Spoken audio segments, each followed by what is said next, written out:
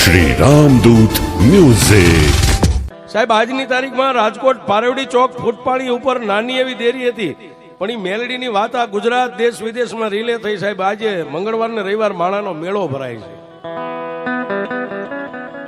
સાહેબ, હિન્દુના ઘરે તો મેલડી બેઠી છે, પણ માણા એમ વિચારીને જાય છે કે ઇકબાલની મેલડી કેવી. સાહેબ, હાલો એકવાર એને જોવી છે. આજ રાજકોટની માલિકમાં મેળો ભરાય સાહેબ, રવિવાર ને મંગળવાર.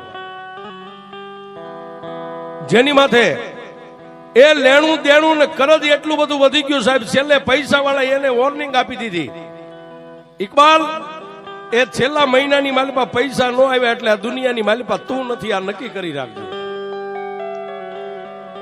હવે આ છેલ્લો મહિનો, આ મહિનાની માલિપા અમે જે 5 હાથ તારા પૈસાના લેણિયા છે, આ 1 મહિનાની માલિપા અમારા હાથેના પૈસા ભરપાઈ ન કર્યા તો 1 મહિનો વીતે એટલે આવતી 1 તારીખ પછીનો દિવસ તને દુનિયામાં જોવા નહીં દઈ છે. જાતનો મોમેડિયન મુસલમાન સાહેબ 5 વાર ખુદાની નમાજ પડે, ખુદાનો બંદો છે, પણ માણાને દુનિયામાં કીધું છે સાહેબ, ગરજને કોઈ દી અકલ ન હોય. ગરજ માણાની હોય ને, ગરજને અકલ ન હોય. એ હાથ માણાની વચ્ચેથી નીકળવા માટે ઇકબાલે 2 હાથ જોડીને રાજુભાઈ એટલું કીધું, ભાઈ 1 મહિનાની મને મુદત આપી છે ને, 1 મહિનાની માલિપા હું મારી જાત વેચીને તમને પૈસા ભરી દઈશ. 1 મહિનાની માલિપા તમારા પૈસા તમને ભરપાઈ કરી દઈશ. પણ કાયમ કહી છે સાહેબ, કોઈ નો કરે એવું મેલડી કરે ને કોઈ નો આપે એવું મેલડી આપે છે.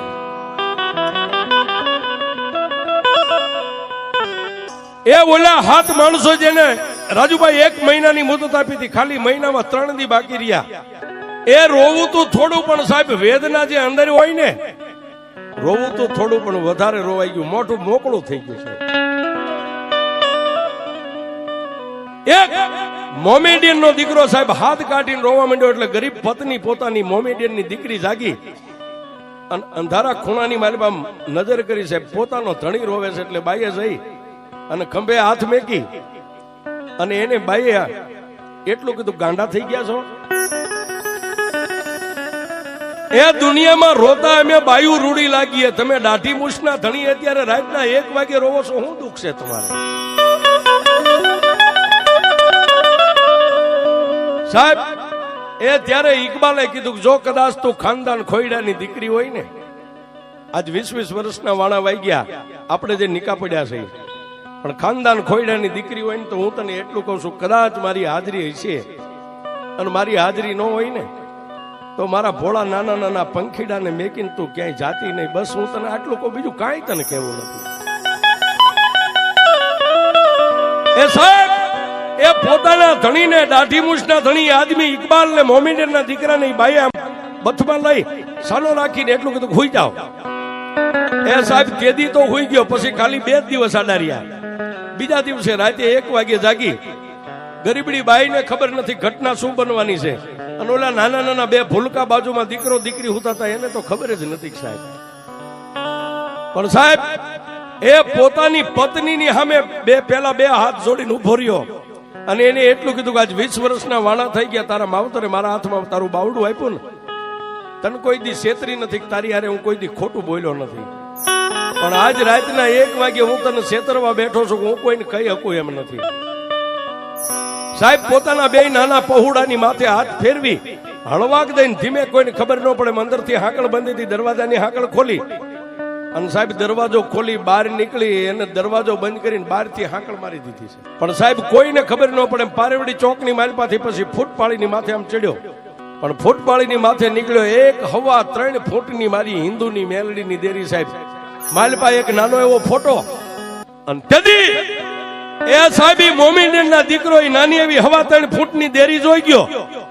એ પગની માલપા ફાટલ તૂટલ પહેરેલા ચંપલા એક બાજુ કાઢી, 2 બાયું ચડાવી હતી, બાયું આમ ઉતારી અને ભીષણ પર થઈ અને મેલડી પાસે માથું નમાવીને પહેલા તો એક ઈ શબ્દ બોલ્યો કે માં, હું મોમેડિયન નો દીકરો છું, 5 વાર હું મારા ખુદાનો બંદો છું, ખુદાના નમાજ 5 ટાઈમ નમાજી છું, મારી હિન્દુનો દીકરો નથી. હિન્દુ તને કેમ બોલતા હોય, કેમ તને પગે લાગતા હોય મેલડી હું જાણતો નથી.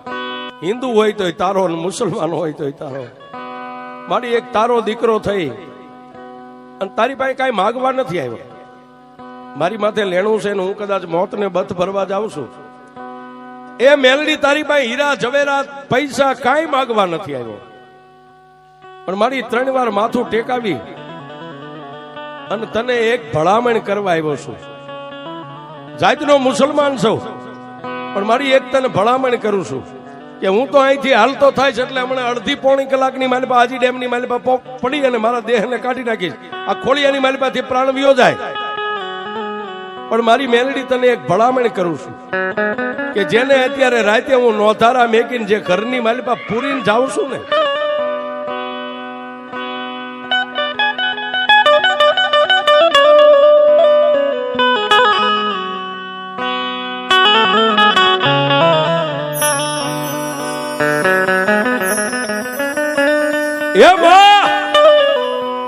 એ મારા 2 નાના ભૂલકાને મારી ગરીબ પત્નીને ખબર નથી કે હું અત્યારે કયા માર્ગે જઈ રહ્યો છું. આજ 20 વર્ષની માલિપા કોઈ દી હું એની પાસે ખોટું બોલ્યો નથી, મેં કોઈ દી એને કોઈ વાતમાં છેતરી નથી, પણ આજ એને અંધારાની માલિપા રાખીને ઘરની બહારથી હાંકળ દઈને આવ્યો છું, ઓરડામાં પૂરીને. મારી ગરીબડી પત્ની ક્યારેક કાંઈ મારા 2 ભૂલકાને આંગળીએ વળગાડીને આમ નીકળે ને ફૂટપાળિયા રોડ માથે, બસ મારી મેલડી મારા ભૂલકાની માથે ક્યારેક તારી અમી દ્રષ્ટિ રાખજો બાપ.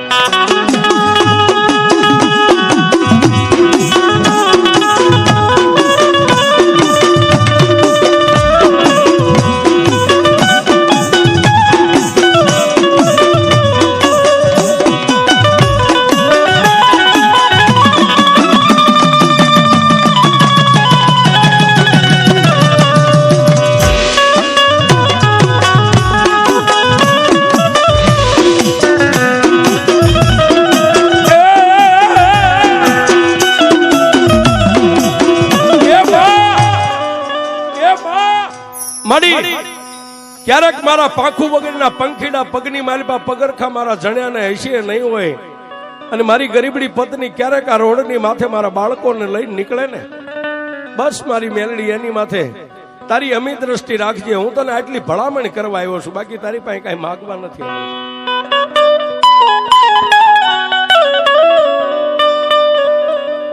સાહેબ એ આટલું બોલી અને જેને હાજી ડેમ, આજનું હાજી ડેમ છે સાહેબ, ઉભો રોડ જ છે સાહેબ, ઉભા રોડની માથે ચડી ગયો, પણ પાણી નીકળવાનું આપણી ભાષામાં એને પાણીનો ઓગાન કહી,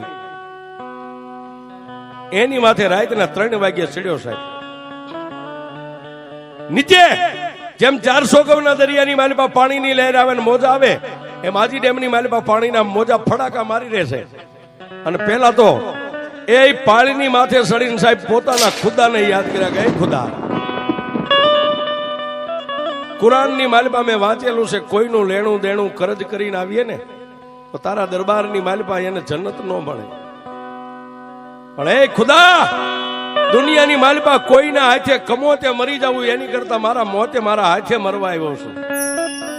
અને સાહેબ 2 હાથની મુઠ્ઠીઓ બંધ કરી, આંખો બંધ કરીને પાણીની માલિપા આમ ઝંપલાવે શરીરને, ત્યાં પાછળથી સાહેબ આમ થડાક દઈને ઝાપટ મારીને પાછળથી આમ કોલર પકડી સાહેબ, કોલર પકડી સાહેબ ઇકબાલ એક જ જવાબ બોલે છે, ભાઈ મારી પાસે પૈસા નથી, મને મરી જવા દો, મારી પાસે પૈસા નથી, મરી જવા દો. એક જ વાતનું એને રટન ઉપડી ગયું, એને એમ થઈ ગયું કોઈ માણસ પોગી ગયો, કોઈ મારો દુશ્મન પોગી ગયો, કોઈ મારો લેણિયાત પોગી ગયો. સાહેબ ઇકબાલ એક જ વાત કરે કે મને મરી જવા દો ભાઈ, મારી પાસે પૈસા નથી થાય એમ, એ તમારા હાથે મરવું કરતા મને જાતે મરી જવા દો. સાહેબ ત્યારે હળવા હવાજે મારી લોઢાના દાંતવાળી મેલડી એટલું બોલી કે ઇકબાલ એકવાર પાછું વાળી તો જો બાપ. અને સાહેબ ઇકબાલે આમ કરીને આમ પાછું વાળીને જોયું, એક હાથની માલિપા લાકડીનો ટેકો, માથે સફેદ ભીંડી વર્ણા વાળ, 80 વર્ષની ડોસી, એ ઇકબાલને આમ હેઠો ઉતારી માથે હાથ મેકીને એટલું કીધું, ઇકબાલ મને ઓળખેસ બાપ? ઇકબાલે કીધું કે મારી મેં મારી જિંદગીની માલિપા આ ડોસીના રૂપે મેં તમને પહેલા વહેલા જોયો, કોણ છો માં? તેદી મારી લોઠાના દાંત વાળી મેલડી એટલું બોલી, ઇકબાલ દુનિયાની માલિપા તું ખોળામાં માથું નાખીને એટલું બોલ્યો તો ને કે હિન્દુ હોય તોય તારો, મુસલમાન હોય તોય તારો. ઇકબાલ મરતા પહેલા હિન્દુ હોય તોય ભલે, મુસલમાન હોય તોય ભલે, મરતા પહેલા એકવાર જો મારી મેલડી સામે આમ 4 નજર કરી લે અને એને કમોતે મરવા દઉં તો હું મેલ નહીં મરવા દઉં.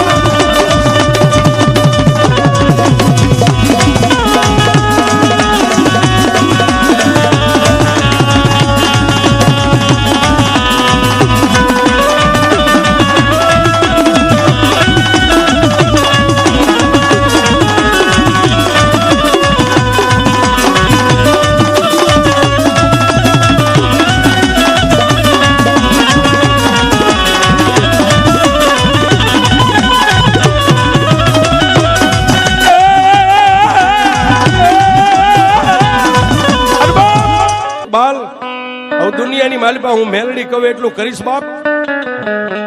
મારી આ કળિયુગની માલિપા તારા જેવી દેવ મળી હોય અને તું કે એમ ન કરું તો મારી જિંદગીની માલિપા મારો આંટો એળેવ્યો જાય ને બાપ.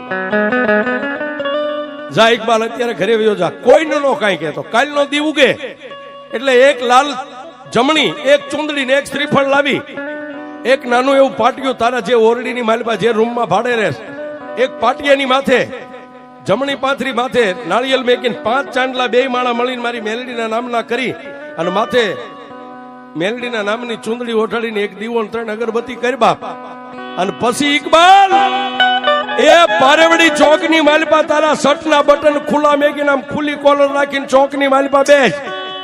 તારી સામે ચોકમાં આવીને કોઈ જો આમ સામે નજર કરે અને આંખોના લોચન નો કાઢી નાખો તારી